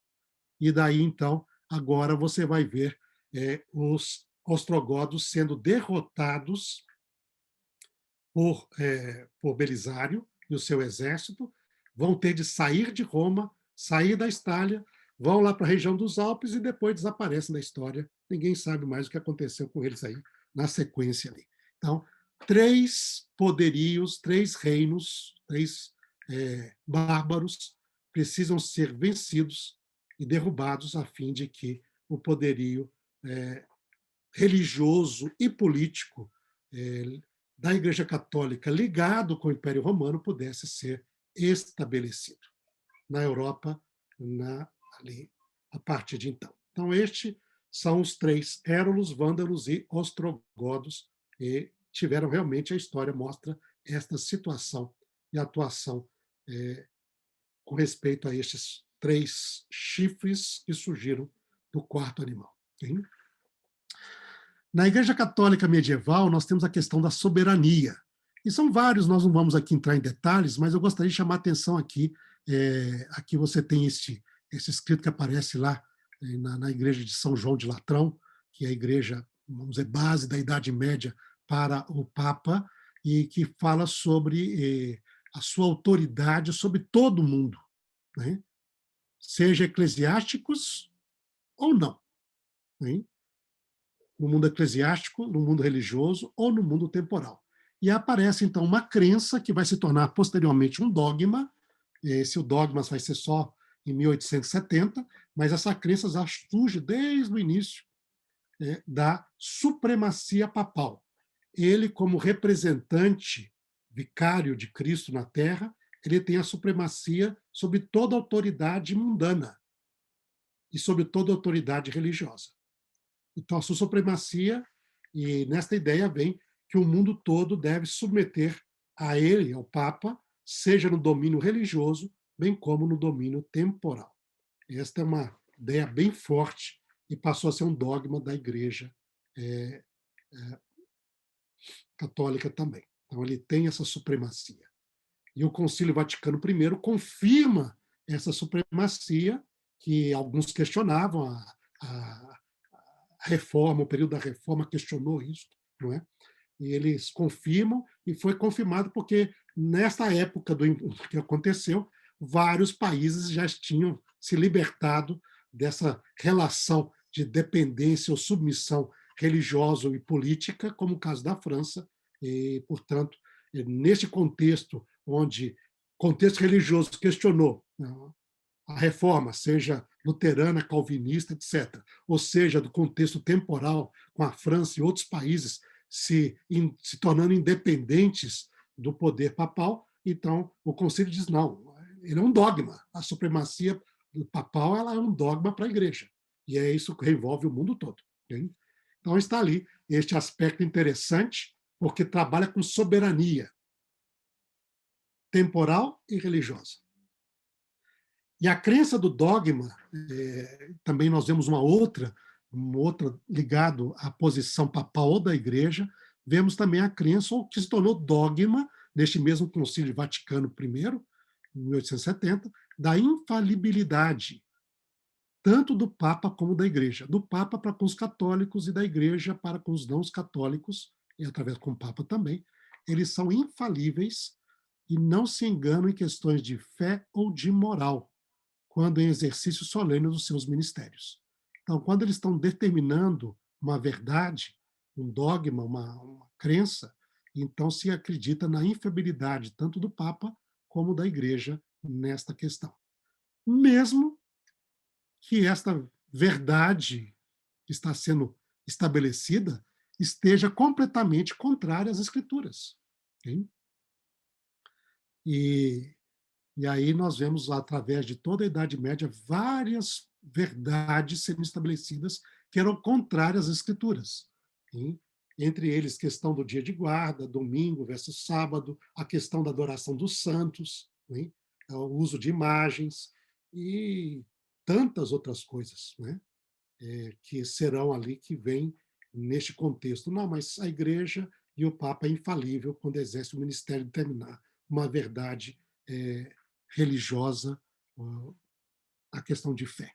E aí aparece exatamente naquilo que você tem essa soberania, tanto no mundo temporal para dirigir a história, como no mundo religioso também, mesmo que esteja contra a Torá, ou a palavra de Deus, contra o que está escrito, o que foi determinado pelo Altíssimo. Hein? A questão da perseguição, diz que iria magoar os santos do Altíssimo, né? Destruir os santos do Altíssimo, fazer guerra contra eles. Nós temos na igreja medieval, então, muita perseguição, todos nós conhecemos. Intolerância e perseguição caracterizaram um longo período da hegemonia político-religiosa da igreja por boa parte da história europeia, com a excomunhão de católicos dissidentes, prisão deles, tortura, execução, para eles e também para outros que não eram católicos. Se você não é católico, vai ser considerado um herege, também prisão, tortura, execução. Para judeus, né, nós vimos isso através de longo período ali, conversões forçadas, né, perseguição, inquisição, prisão e tantos outros infiéis ali ao ponto de vista das verdades como definido pela igreja. Né? E nós vemos aí que nas fogueiras, ou nos cadafalsos da Inquisição, durante séculos, começando por volta de 1022, começa a primeira tribunal do Santo Ofício da Inquisição, na França, contra os albigenses, ou os catáros, que viviam no sul da França. Era um grupo cristão que tinha uma outra leitura da Bíblia, outra parte, não é? E, no entanto, eles foram completamente destruídos, e a primeira Inquisição foi contra eles, e depois contra os valdenses, que surgiram na França e se transferiram para o norte da Itália. Okay? Mas depois vão surgir inquisições em vários lados, as mais famosas, conhecidas, as inquisições na Espanha e em Portugal, não é? E aí envolvendo muitos judeus também, né? Onde milhares e milhares de pessoas foram executadas, muitas delas por manterem uma fé bíblica. Interessante isso. Você discorda do ensino da doutrina católica, mas por quê? Porque você acredita no ensinamento bíblico. E porque você acredita no ensinamento bíblico, você é levado à fogueira, ou você leva ao garrote lá, cortado a sua garganta, lá para ali, ou você é executado de alguma maneira, empalado, ou que seja ali. Isso foi, então, durante muito tempo. Nós temos aí praticamente 800 anos de atuação da Inquisição na Europa. E fora da Europa também alguns lugares, como aqui no Peru, na Colômbia, né? Nós tivemos aí tribunais do Santo Ofício também. Okay? Agora diz o período de tempo, diz lá que seria por 1.260 dias ou 1.260 anos. Será que isso bate também com este poder? É interessante ver que, quando se estuda na história, com respeito à questão de o tempo bate tanto no aspecto de decreto legal, como no aspecto da execução militar, quando o fato se tornou realidade histórica, política, não é? Como poder. Hein? Então você vê, por exemplo, por decreto de Justiniano, do imperador do Império Bizantino, né, o Império Romano do Oriente, ele estabeleceu em 533, havia sempre uma disputa entre os bispos, e o bispo de Roma falava que ele é o cabeça de toda a igreja. Né? E lá no Oriente diz, não, aqui cada um cuida de si. Somos iguais. Ele diz, não, eu não sou igual a vocês. Eu sou superior a vocês, porque eu tenho a primazia de Pedro. Hein? Então tem a supremacia papal. Hein? Aí houve disputa, mas aí o imperador Justiniano, ele em 533, depois da queda do Império Romano, nesse contexto, estabeleceu o poder lá, né, entre os reinos pagãos e bárbaros arianos, cristãos arianos, ele reconhece no bispo de Roma como cabeça de todas as igrejas. Isso foi no ano 533. E a partir daí começa a colocar o bispo de Roma como um poder político-religioso na Europa. E isso já estava nesse contexto ali, esse é o decreto que, não, ele realmente é o cabeça. E ele é o indivíduo que tem essa supremacia, como diz. O golpe mortal para esta autoridade político-religiosa romana, por questão de decreto, ainda não era realidade histórica, era decreto, acontece no dia 6 de novembro de 1793, quando a Convenção Nacional Francesa, que foi, lembra, Clovis foi o primeiro a se converter ao catolicismo, pois a primeira a sair debaixo das asas, vamos dizer assim, oficialmente, da igreja, não reconhecendo mais a autoridade, não é? Por questões de decisão político-religiosa, vai se descristianizar a França. E ela, então, baixa um decreto e se opõe à autoridade temporal da Igreja Romana. Agora, é interessante que esses dois poderes vão baixar decretos e depois vão fazer um evento, a execução militar, para poder fazer funcionar o decreto. Mas nós vamos ver aqui, do ano 533 até 793, são 1.260 anos. Agora, se você vai para a questão da execução militar, o Justiniano baixou o decreto e diz, agora nós temos que estabelecer o Papa lá, com a autoridade, ele está lá cercado de inimigos. O que eu vou fazer? Ele mandou o Flávius Belisário com seu exército para poder, então, acabar com os últimos oponentes políticos, religiosos da pretensão dessa supremacia papal, não é? Ou da Igreja Católica como poder político-religioso na Europa, e ele, então, consegue terminar isso no ano 538, quando os ostrogodos são derrotados por Belisário com a tomada de Roma, e então 538 bota fim à posição que havia a supremacia papal na Europa, e agora então a igreja pode se estabelecer como essa potência política religiosa na Europa, na sequência do Império Romano. Então, 538 foi executado aquilo que foi decretado antes, 5 anos antes. E é interessante ver que na história, quando você vai e tem alguma coisa acontecendo de execução militar 5 anos depois do decreto lá da França, tem. No ano de 1798, o Papa foi deposto, aprisionado, exilado e a sua autoridade temporal revogada, inclusive de ter os territórios papais na Itália. E isto pelo exército francês, com o general Berthier a comando de Napoleão. Ele vai lá e faz tudo isso. Decretamos aqui, vai lá e agora Napoleão acaba com esta autonomia e autoridade temporal que vai ficar um tempo sem ser reconhecida até 1929, quando então Mussolini restabelece uma autoridade política para o Papa ali, lhe dando o Vaticano como território independente, país, e outros territórios ali para ele. Então, nós temos aqui o exército, então, francês, pondo fim a essa autoridade temporal em 798. Então, quando você vê também no aspecto da execução militar, você vai ter 1.260 anos, porque são de 538 a 1798, e correspondem a 1.260 anos. É só somar em 1.260 e você chega a esta parte. Então, nós vemos aqui que, no final, este poderio político-religioso, lembrando, gente, não estamos aqui falando de pessoas, de indivíduos, mas sim de entidades históricas, e parte que fazem parte dessa entidade histórica, certo? Então, isso aqui é bem claro, porque nós não podemos julgar ninguém, eu não sei se tal Papa foi uma boa pessoa, pode ter sido uma boa pessoa, e tentou fazer boa, pode, né? Mas a entidade religiosa, durante toda a Idade Média e o início da Idade, vamos dizer assim, moderna, né, ela manteve essas prerrogativas tanto políticas como religiosas, na Europa, de uma maneira bem sistemática, como também suas ações em vista de intolerância, perseguição. E isso é bem registrado pela história. Não há como a gente não ver isso. A história registra. Né? A história registra, e muitos aqui sofreram com isso.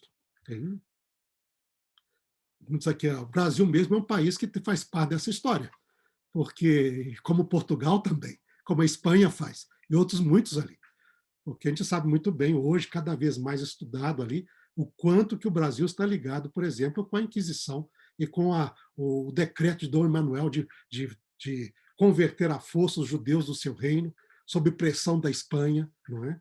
E depois ali, quantos desses judeus que foram convertidos, chamados os cristãos novos, vieram para o Brasil, né? Tentando se fugir da perseguição, ou fugiram para a Holanda. Depois aqui a Holanda conquista o Nordeste brasileiro, vêm esses judeus portugueses da Holanda para cá, e muitos daqui que já tinham se convertido ao catolicismo voltam para o judaísmo.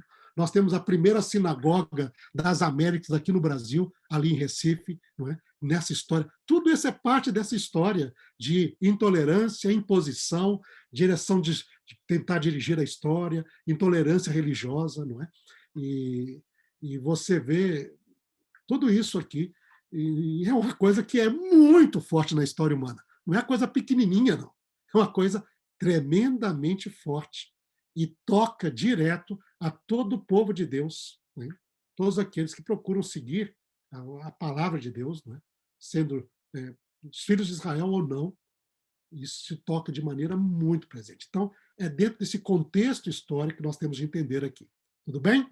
Certo ali? Quanto a pessoas, indivíduos, nós não podemos falar nada, isso aí é outra questão. Mas quanto à entidade que atravessa as eras e se torna uma entidade política e religiosa, eu creio que a história mesmo deu esta perspectiva e está registrado ali. Quando olhamos isso daí, nós vemos que este poderio, dentro dessa perspectiva de linha interpretatória, ela se encaixa e corresponde de maneira singular. Singular. Né? Portanto, nós chegamos hoje ao final do nosso estudo aqui, okay? Ao nós analisarmos ali, nós teríamos, portanto, já completado o quadro do paralelismo com a estátua. Tá?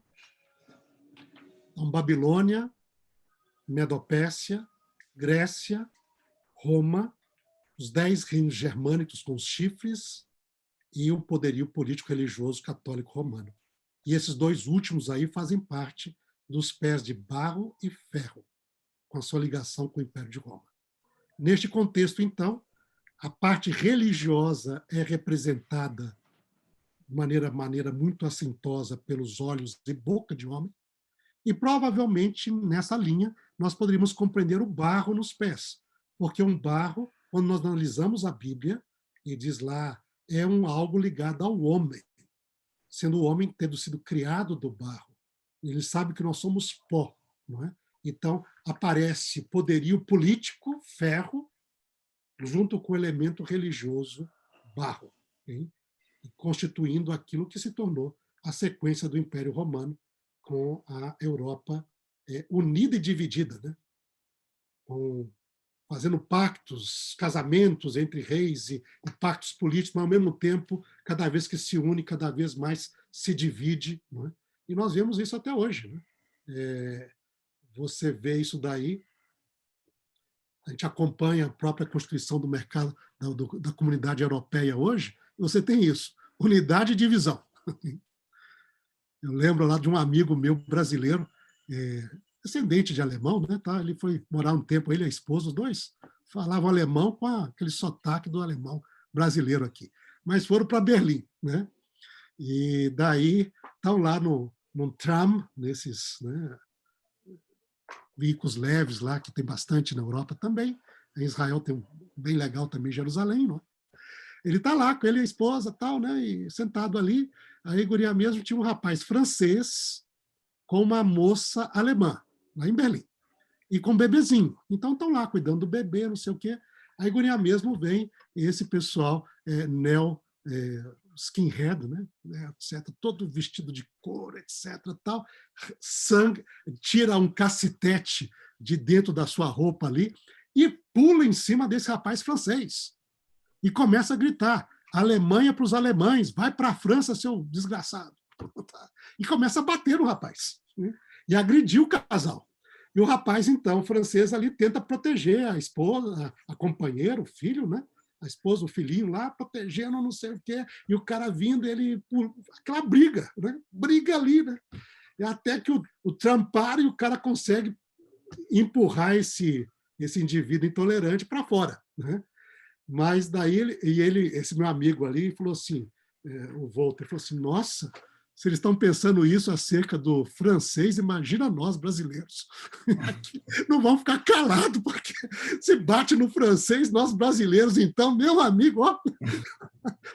Mas você tem isso, você tem manifestações, às vezes, de dificuldades ali, né? Turistas sendo agredidos na Espanha, a Espanha é nossa, não queremos turista, não é? E assim vai, e parece que a Europa tem essa característica, ela se une e se divide, une e se divide.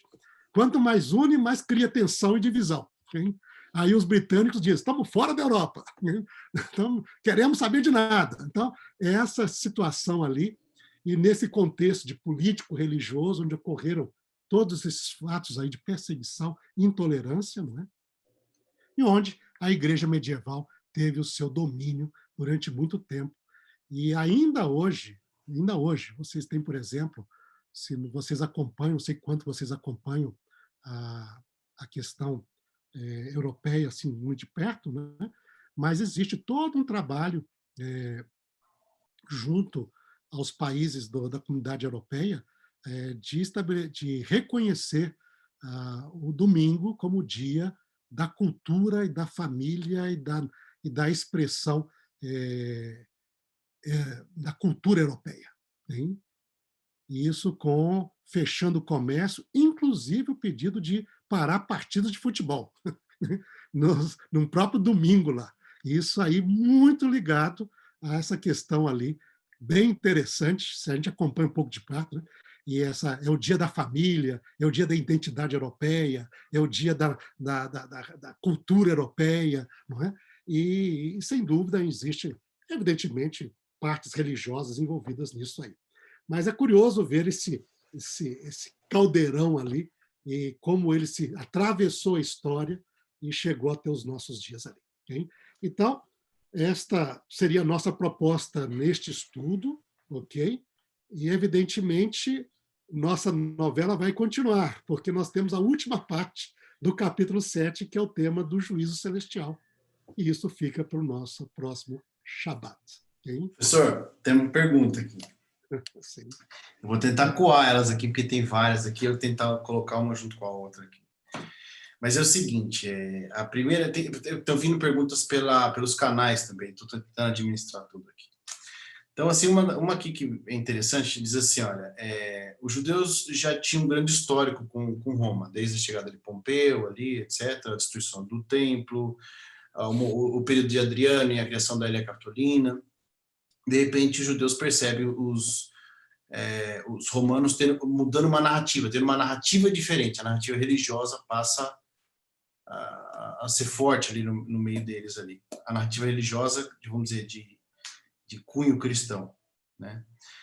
Agora, durante essa nova narrativa que Roma está usando agora, nesse período que ela está usando essa narrativa católica, como os judeus perceberam esse momento? Será que os judeus conseguiram fazer essa conexão com a profecia nesse período? Uhum. E como a igreja percebia os judeus? A igreja, nesse período, percebia os judeus? Então, bom, nós temos ali, claro, questão de interpretação é bem variada, né? Nós temos diferentes tipos de interpretações, às vezes, mas você vai ver em vários dos rabinos da Idade Média ali a identificação com a igreja, com Roma, né? E com o poderio romano e o animal de Roma ali. Então, é interessante, para detalhes nisso, realmente o Jacques Ducan, no seu livro aqui, esse Daniel, Visões, Sonhos, Sabedoria e Sonhos de um Príncipe Judeu no Exílio, ele traz bastante mais detalhes sobre essa parte. Recomendo a pessoa que, se puder, ele já existe. Se é Em português já. Mas tem português, sim. Já estou com ele aqui também. O português está aqui. É este livro aqui, não é? Segredos de Daniel, Jacques Ducan, em português de 2018. Tá? Então, ele traz bastante, porque ele traz bem... o Ducan ele procura trabalhar bastante a literatura judaica na interpretação das profecias e mostrando que isto se tornou uma parte. Lembra que os judeus eles sentiram um sentimento do judeu, ele não vem somente de Pompeu. Os judeus começam a sua relação com Roma no período dos Macabeus. Os Macabeus ali, eles fazem uma aliança com Roma e a Judéia era um aliado de Roma no Império Seleucida. Tá? Então, Roma, em princípio, havia um problema básico, é que Roma não podia simplesmente invadir a Judéia porque os judeus eram aliados, por tratado. Daí o que vai acontecer? Quando Pompeu vai e conquista a Síria e põe fim ao Império Seleucida, ele, de certa maneira, ele vem e entra, de maneira meio violenta, e faz até prisioneiros judeus, e os judeus vão reclamar para ele. Nós somos aliados, por que você nos trata assim? Tá? Então, ele vai levar escravos, etc., judeus para Roma, que vai constituir boa parte da comunidade romana, judaica em Roma depois, e vão ser libertados da escravidão, isso é chamados libertos, né? Mas os judeus se sentiram assim. O que Roma teve de fazer? Ela não conseguia entrar na Judéia assim, simplesmente como um inimigo. O Egito era inimigo, os Ptolomeus, os Seleucidas eram inimigos, mas a Judéia não. A Judéia já fazia, vamos dizer, 100 anos que era parceiro. Então, eles tiveram de trabalhar através de jogo político. Isto veio com o quê? Dividindo a autoridade lá quando, na época de 30, ali morre o rei Asmoneu, que é descendente dos Macabeus. Aí os dois príncipes lutam entre si. Aí vão pedir para Roma que decidam quem que é. Quem você ou eu, sou aquele. Aí Roma aproveita essa oportunidade e diz, é você, mas junto com você nós vamos botar outro. Aí bota a família de Herodes, que era, vamos dizer assim, o pessoal ali para poder ir implementando o período romano.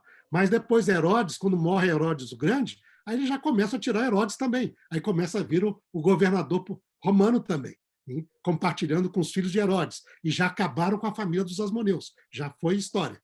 Aí acaba com a família dos Asmoneus, depois vai tirando Herodes, acaba com a família de Herodes também. E Roma vai tomando.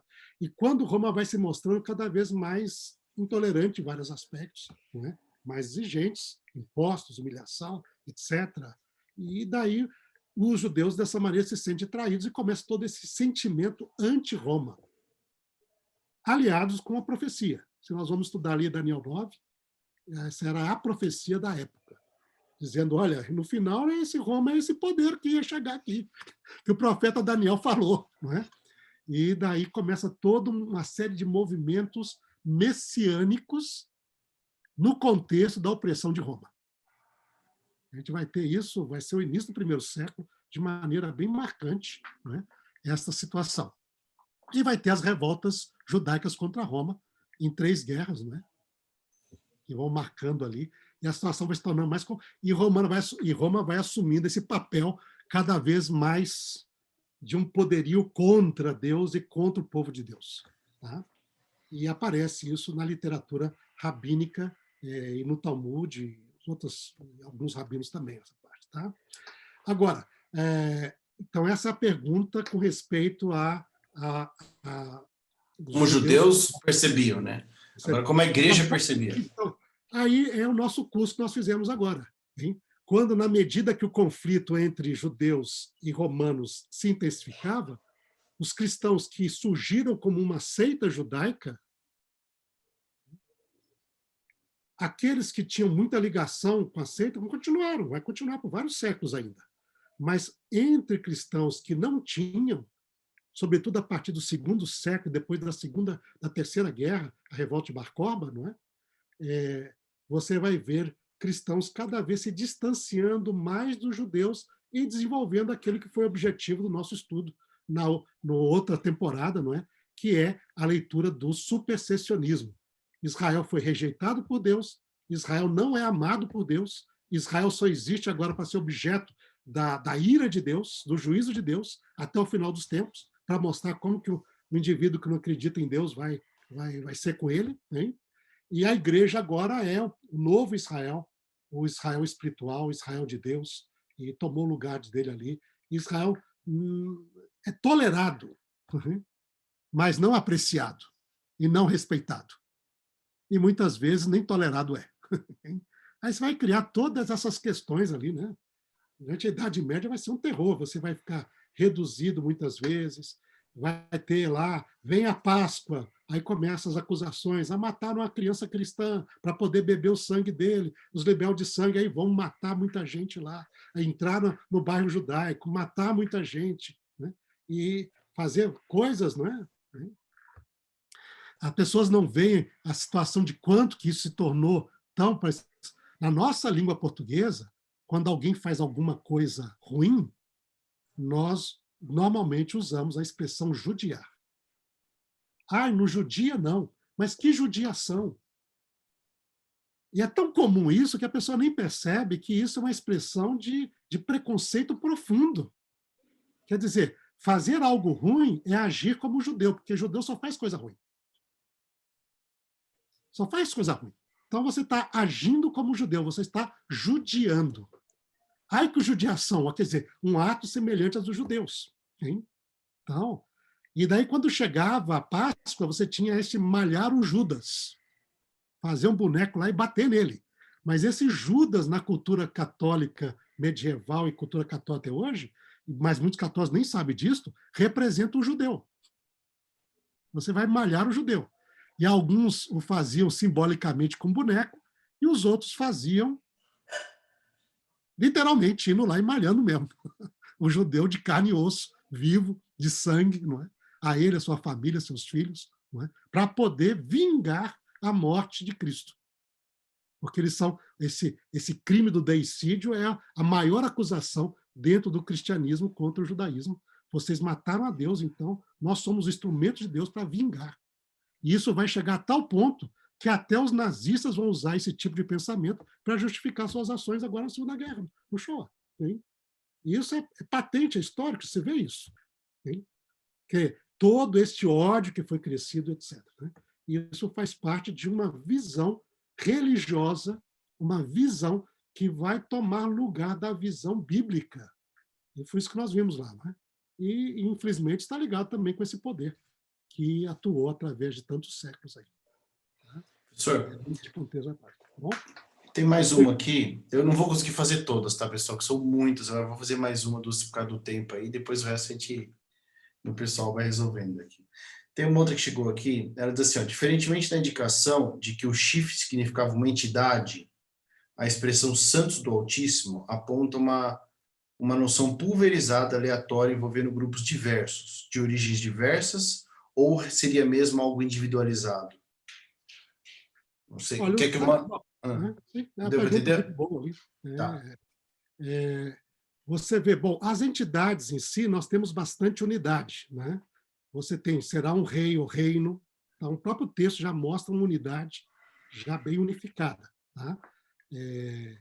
Agora, os santos do Altíssimo aparecem aqui de forma realmente plural, e você tem ligado a questão do povo.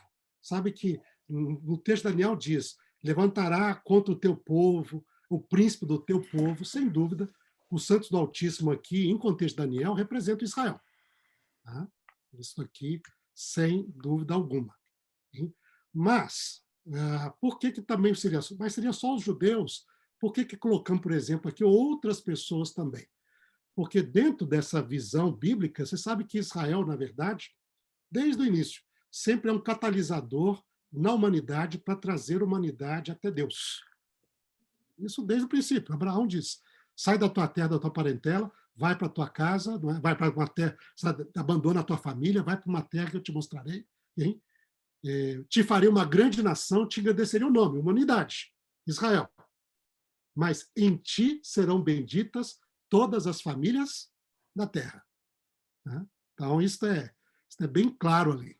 O chamado de Abraão não é o chamado para a constituição de um povo somente sem ter implicações para toda a humanidade. é um povo, implicações para toda a humanidade.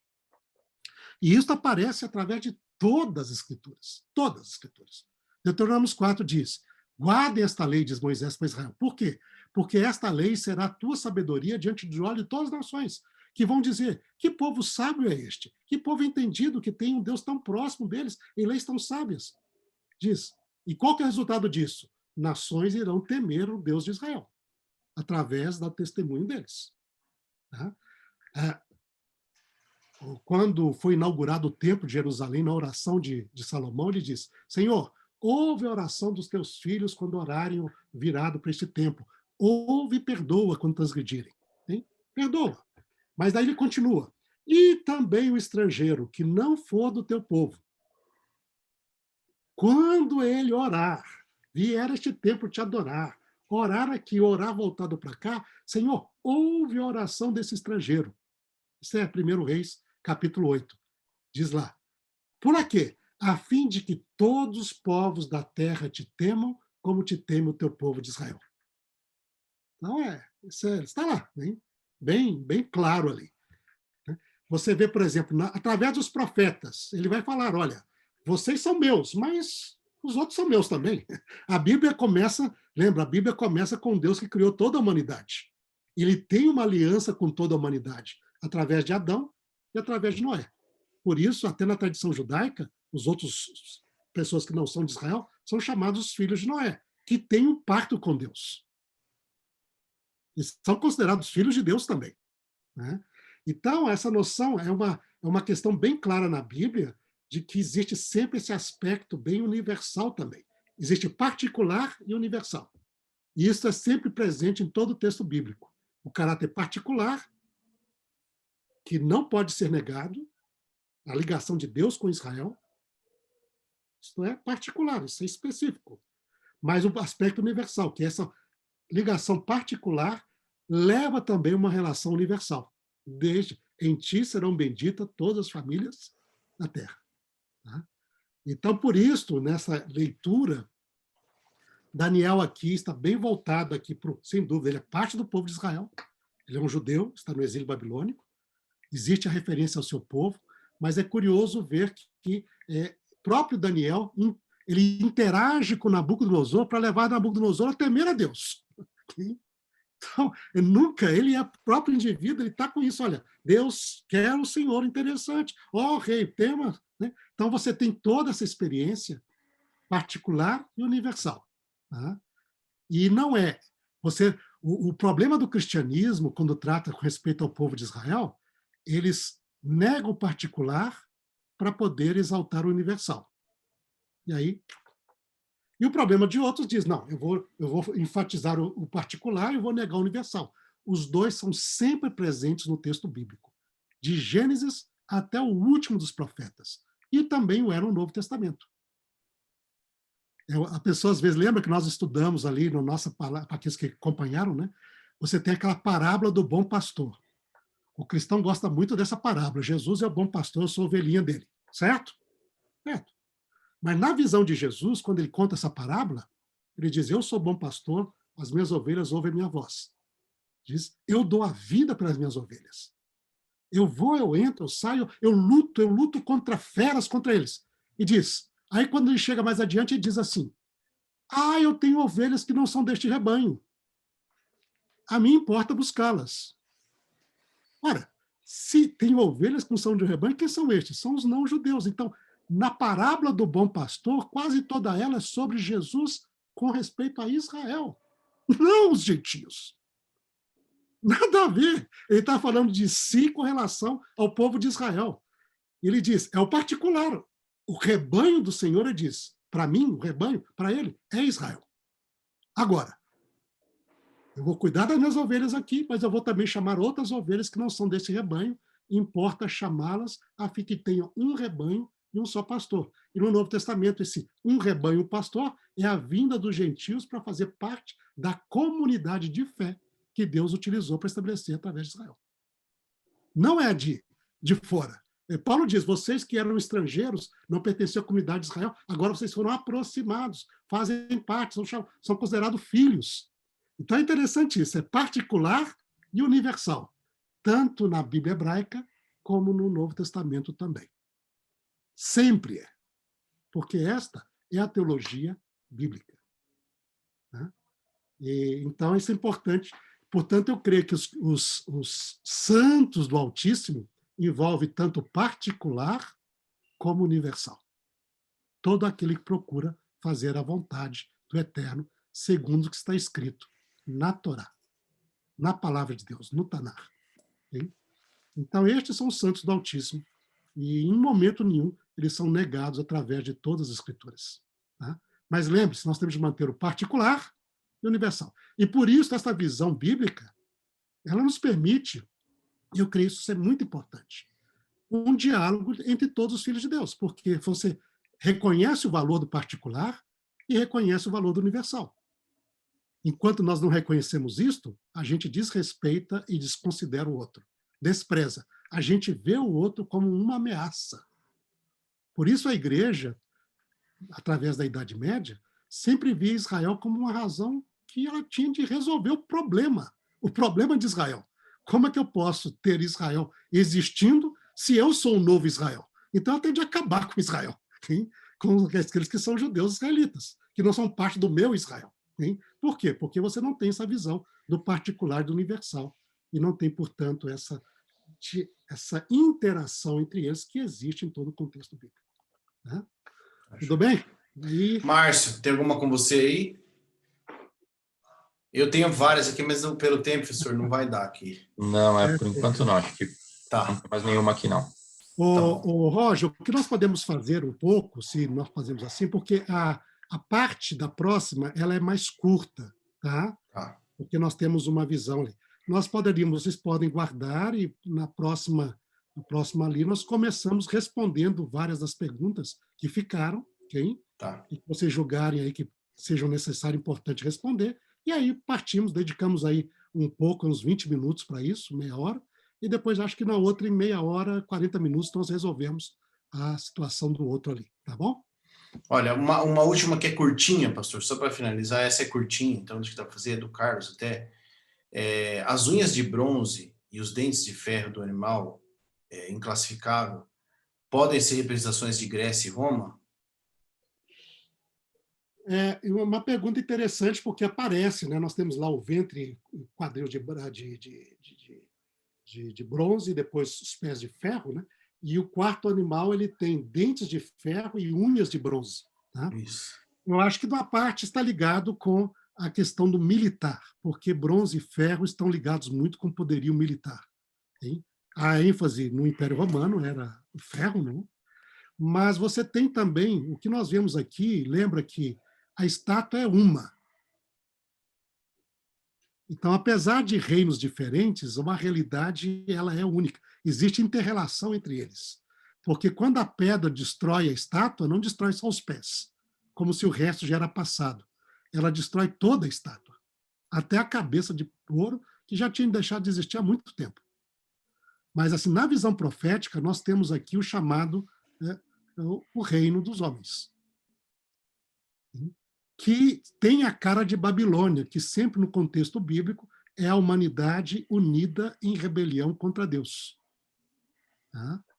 E isso vai ficar muito forte na literatura hebraica e bíblica, onde Babilônia não representa somente a Babilônia histórica, mas Babilônia representa Babel, né, que é a humanidade que se torna independente de Deus, que quer estabelecer o seu reino, né, em oposição ao reino de Deus. Então, existe sempre relação, sim, Rocha. Eu creio que nós não podemos, inclusive, se nós formos pegar aí, o Império Romano, nós chamamos isso da cultura greco-romana, ela vai adotar a cultura grega e etc., em muitos aspectos, de maneira profunda. Né? Não simplesmente uma maneira. O pensamento, a forma de pensar, a forma de... Ela tem a sua contribuição romana, mas ela é uma mistura, e nós chamamos hoje de cultura clássica, né? Cultura greco-romana, é o clássico europeu, né? Que a influência dela é gigantesca na história da humanidade. Né? Então, eu acho que existe sempre uma ligação, não é simplesmente o outro animal, né? Ele chega e aqui acabou com o outro. Né? E, não, existem ligações entre eles, esses 4 animais que saem no mar. Tá? Entendi. Vai haver conflito entre eles no capítulo 8. Até aqui não tem conflito, nenhum ataca o outro. Tá? Eles só saem todos do mar. Tá? Mas nós vamos ter um conflito aberto entre o carneiro e o bode no capítulo 8, onde o bode destrói o carneiro. Tá? E o pisoteia e acaba com ele. Mas aqui nós não temos esse contexto de conflito, nós temos animais que surgem do mesmo contexto, que no capítulo 2 é uma mesma estátua. E no juízo que nós vamos ver, vai ver que os animais estão todos presentes ali, não é só o 4º animal e o chifre. Estão todos eles presentes no juízo. É uma coisa interessante que nós temos de estudar e analisar no juízo. Diz, aos demais foi dado na prolongação um tempo. O que é isso?